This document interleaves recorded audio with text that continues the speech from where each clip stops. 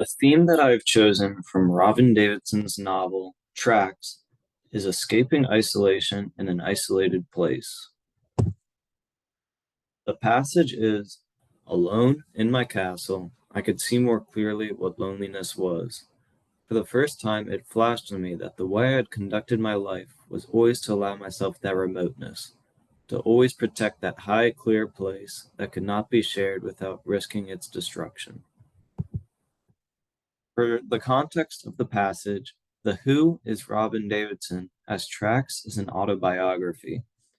The passage is an analysis of Davidson's own isolation while she assesses her loneliness.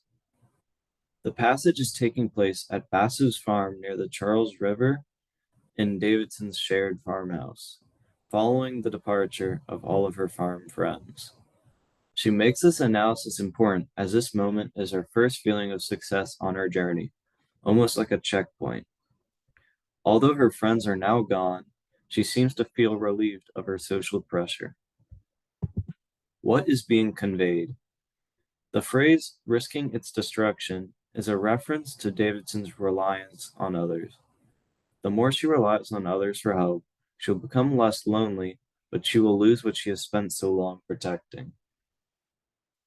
As she creates stronger bonds, she feels achieved, but she strays further away from the goal of her journey.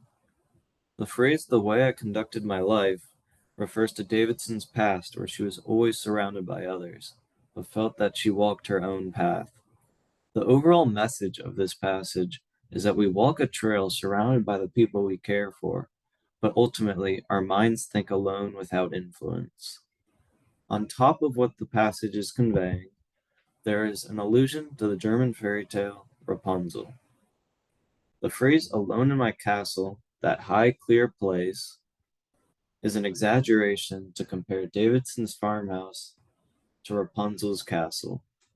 The story of Tracks and Rapunzel are similar because both symbolize how feminism lies in solitude, as women are viewed to have to be protected by men.